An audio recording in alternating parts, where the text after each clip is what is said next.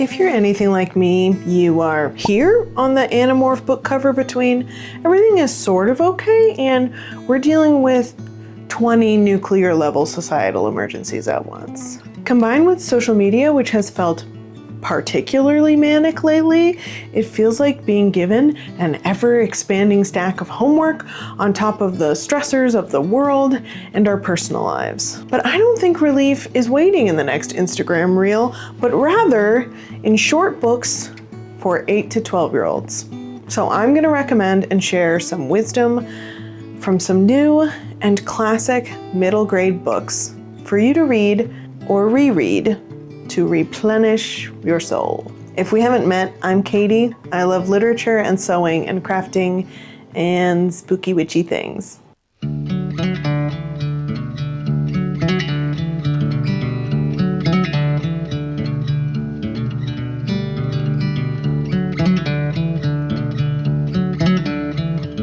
The first book I recommend is The Miraculous Journey of Edward Tulane.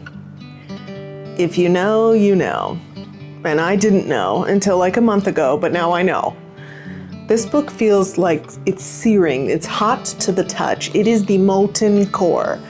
This book is like the definition of tough love. It will cut you open and suck the venom out and then stare at you right in the eye the whole time. This is hard medicine, but it works and you're grateful and you may sob. I cried basically continuously from page 1, but you'll be grateful. The story takes place in a misty southern 1930s United States that feels very close to the land of tall tales. It is centered on a gift that a woman gives to her granddaughter, which is a beautiful but conceited China rabbit named Edward Tulane.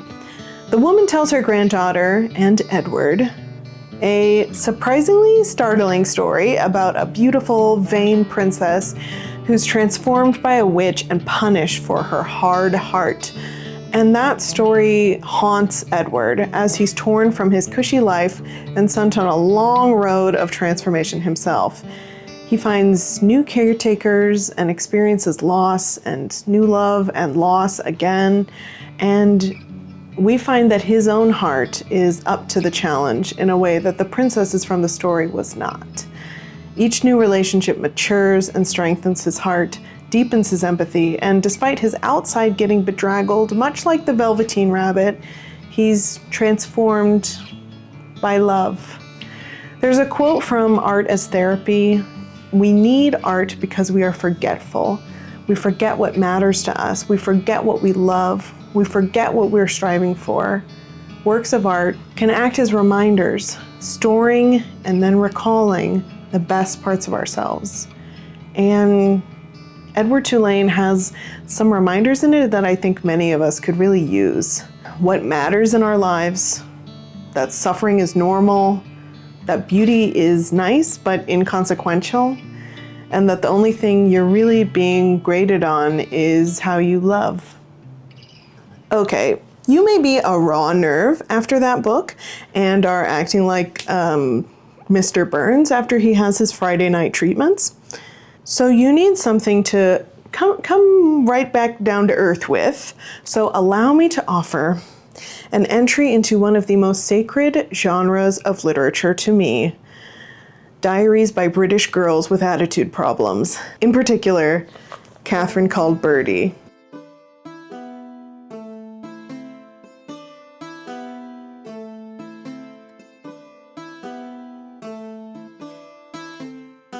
Something about the UK and Ireland, y'all make tween girls that are stone cold.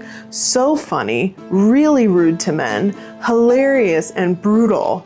I love being rude to men, but y'all make me look like Ted Lasso.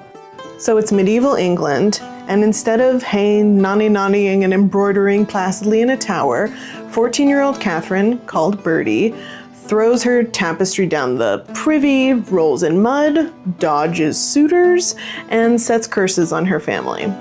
She has a sharp and perceptive point of view that is so rock solid throughout the book, and the fancy medieval setting feels really authentic and immersive, while also being pretty light and fun to read. Her first few diary entries sound like this. The cook's boy told me today of a miller's apprentice in Nottingham who can fart at will. That, I think, is a useful and notable talent. To the devil with spinning. I purposely ate too much dinner and tried to see if I had the talent. I don't. But as it goes on, her entries get longer and a coming-of-age narrative shapes up, and she learns a lot of, dare I say, valuable lessons.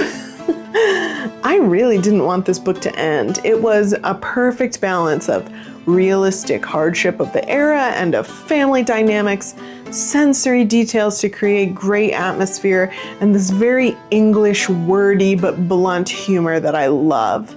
I felt like she was a chaotic but kind-hearted little cousin that I wanted to hang out with all day.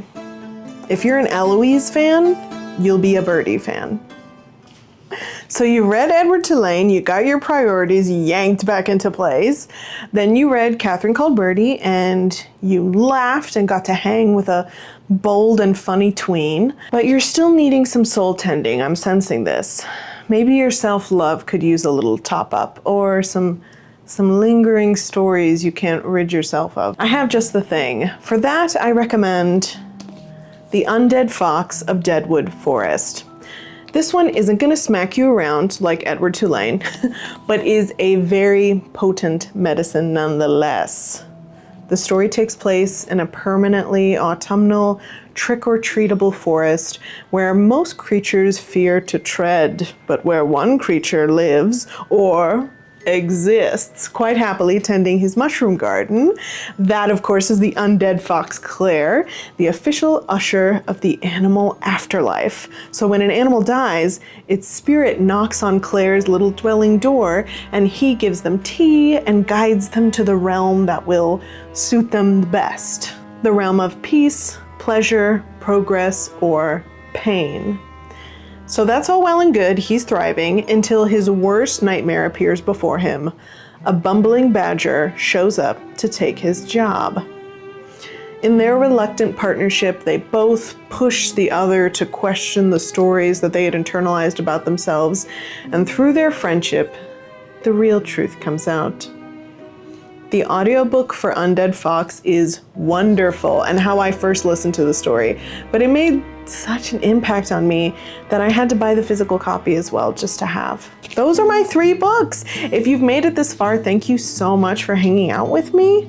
I truly hope you got something helpful out of this video, and if you like this type of deeper dive into book recommendations around a theme, please let me know. I love reading and analysis as well as making things.